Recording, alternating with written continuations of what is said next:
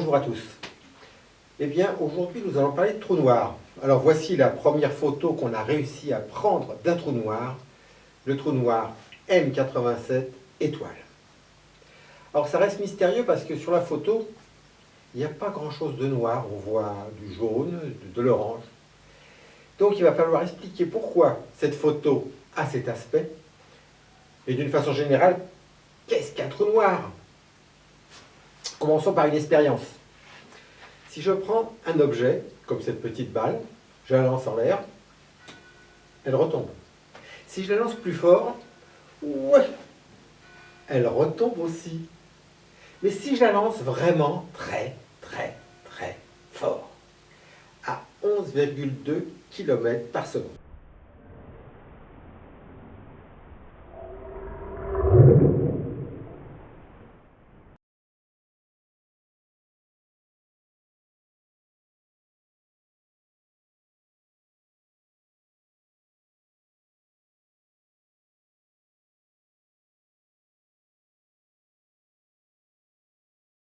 eh bien, elle ne retombe pas.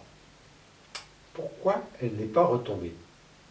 Parce qu'à 11,2 km par seconde, le petit objet est parti définitivement de la Terre. Il a atteint sa vitesse de libération, ou vitesse d'évasion. La vitesse de libération, ou vitesse d'évasion, est proportionnelle à la masse de la Terre et à la distance à laquelle on se trouve du centre. 11,2 km par seconde, c'est la vitesse de libération si on est sur la surface de la Terre. À la surface du Soleil, elle serait de 628 km par seconde. Et à la surface d'un trou noir, elle serait de 300 000 km par seconde, c'est-à-dire la vitesse de la lumière. C'est pour ça qu'on ne voit pas les trous noirs. La lumière ne peut pas s'en échapper. Il y a deux grandes familles de trous noirs. Les trous noirs stellaires, qui font à peu près la masse de quelques soleils, quelquefois la masse de notre soleil, voire quelques dizaines de fois maximum. Voici une vision amusante d'un trou noir devant la tour Eiffel. Alors c'est pas du tout réaliste, hein, mais j'ai trouvé ça rigolo, donc je vous le fais voir. Trou noir devant la tour Eiffel. Et une autre famille, les trous noirs hypermassifs. Alors ceux-là sont énormes. Le trou noir qui se trouve au centre de la Voie lactée, notre galaxie, fait 4,2 millions de masses solaires. Sur l'image que vous voyez maintenant, le trou noir de la Voie lactée est signifié par la petite croix.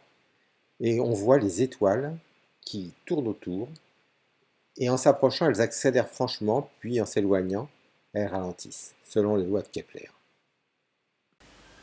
Mais le trou noir qui est photographié fait 6,5 milliards de masses solaires. C'est un trou noir hypermassif. Alors pourquoi la photo n'est pas noire? Eh oui, elle devrait l'être. Mais sur la photo, il n'y a pas que le trou noir. Le trou noir lui-même a un diamètre de 38 milliards de kilomètres.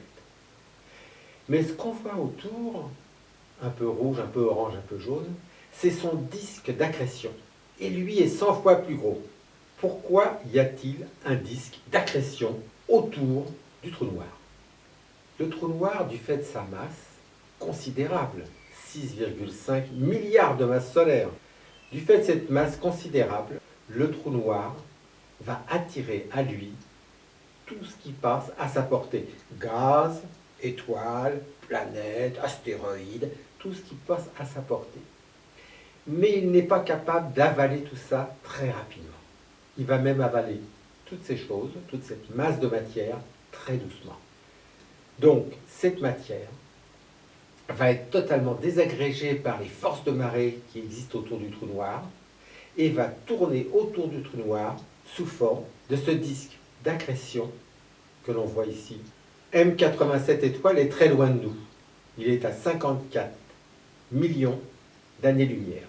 Il n'existe pas de télescope capable de photographier ce trou noir aussi loin et que ce trou noir se trouve au sein d'une galaxie elliptique immense. Comment a-t-on fait? Un télescope ne pourrait pas seul, même le plus grand, ne pourrait pas seul imager ce trou noir. Alors, on a réuni des télescopes sur la Terre entière. Voici la carte. Vous voyez sur cette carte du monde les 8 stations d'observation réparties sur la Terre entière. Dans l'Arizona, l'antenne fait 10 mètres de diamètre. Près de Mexico, l'antenne fait 50 mètres de diamètre. Dans l'Atacama, 4 antennes de 12 mètres et 12 de 7 mètres. Au Groenland, une antenne de 12 mètres. Sur le plateau de Bure en France, 10 antennes de 15 mètres. En Espagne, aux Baléares, une antenne de 30 mètres de diamètre. À Hawaï, l'antenne fait 15 mètres de diamètre et dans l'Antarctique, 10 mètres de diamètre. C'est la synthèse de ces 8 stations qui a permis d'obtenir cette image. Je vous remercie de votre attention. J'espère que cette explication vous a intéressé, que maintenant vous connaissez un peu mieux les trous noirs et que vous comprenez comment cette photo de ce trou noir hyper géant a pu être réalisée. Je vous dis à une prochaine fois et de toute façon, à bientôt sous les étoiles.